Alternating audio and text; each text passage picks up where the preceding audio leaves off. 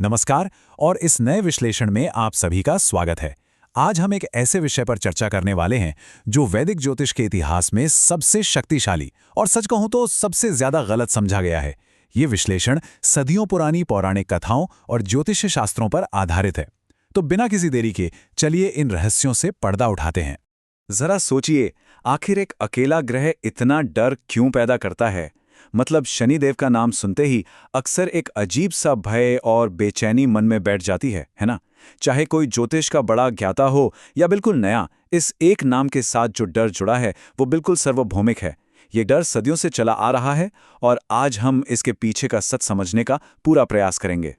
तो आगे बढ़ते हैं इस सबसे डरावने ग्रह और शनिदेव के प्रभाव की ओर। चलिए इसको थोड़ा गहराई से समझते हैं।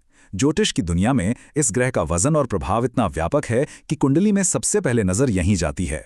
आमतौर पर हम इस प्रभाव को सिर्फ दुख या कठिनाई मान लेते हैं, पर रुकिए, वास्तविकता इससे कहीं आगे की है। इन्हें एक कॉस्मिक ऑडिटर यानी विश्वव्यापी न्यायाधीश के रूप में समझना जरूरी है।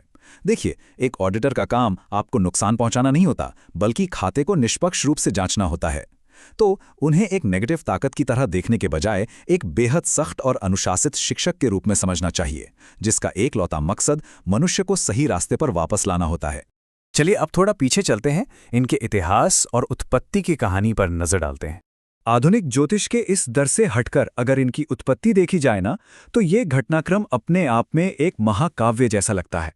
शुरुआत होती है सूर्यदेव और उनकी पत्नी संजना के विवाह से।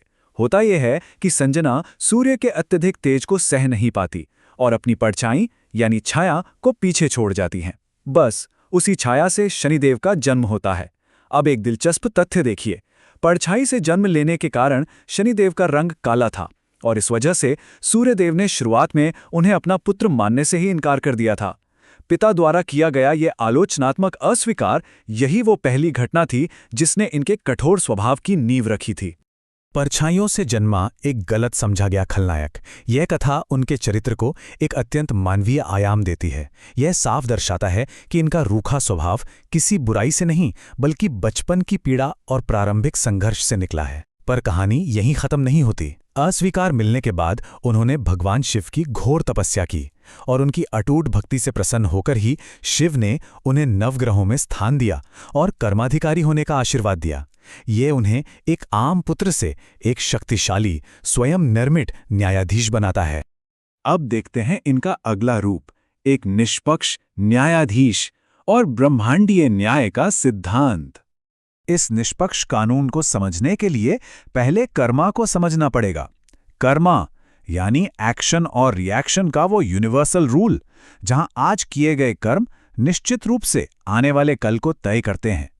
ये ना बिल्कुल फिजिक्स के रूल्स जैसा है। शनिदेव बस इस ब्रह्मांडीय खाते का बैलेंस बराबर करते हैं। वो आईने किसी को सजा नहीं देते, बल्कि कर्मा की किताब को बिना किसी भेदभाव के पढ़ते हैं। और यहां आकर सच और झूठ के बीच का अंतर एकदम साफ हो जाता है। एक तरफ वो भ्रम है जहां लोग मानते हैं कि ये क्रोधित, बदला लेने वाले देवता हैं, जबकि सच तो ये है कि वो एक अत्यंत निष्पक्ष मैजिस्ट्रेट हैं। उनके कोर्ट में रिश्वत, डर या पक्षपात की कोई जगह नहीं होती, बिल्कुल जीरो टॉलरेंस। आगे बढ़ते हैं ज्योतिषीय प्रभाव और शनि की स्थिति पर।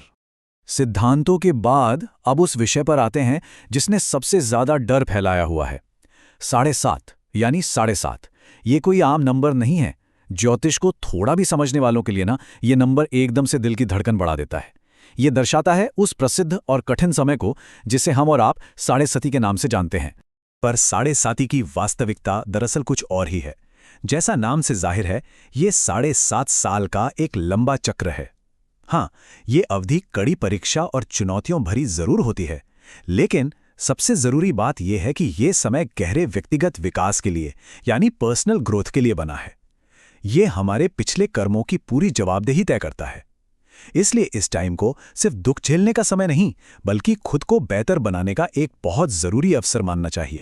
तो अब सवाल आता है कि ऐसी स्थिति में किया क्या जाए? शनि दोष के उपाय और ऊर्जा का संतुलन। इन ज्योतिषीय चुनौतियों और भारी ट्रांजिट्स को झेलते वक्त ऊर्जा को बैलेंस करने के कुछ व्यावहारिक और पारंपरिक उपाय हैं। पहला, विशेष शनि मंत्रों का जाप करना। इनकी ध्वनि ऊर्जा मानसिक शांति देती है। दूसरा, सरसों के तेल का दीपक जलाना, ये अंधेरे समय में रोशनी और समर्पण का प्रतीक है। और तीसरा, सबसे अहम, सच्ची भावना से दान या चैरिटी करना। दान करने से ना अहंकार और मोह कम होता है, और सच कहूं तो कार्मिक ऋण को चुकाने का इससे बेहतर और असरदार कोई तरीका नहीं है।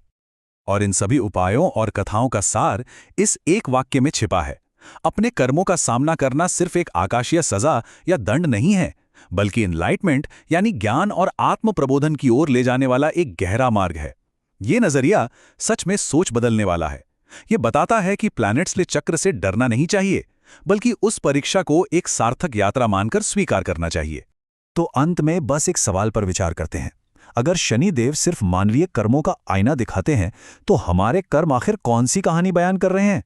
ये इस बात पर सोचने का अवसर है कि हमारे हर छोटे कदम का ब्रह्मांड पर क्या प्रभाव पड़ता है। उम्मीद है इस विश्लेषण से इन पौराणिक रहस्यों को थोड़ा और स्पष्ट करने में जरूर मदद मिली होगी।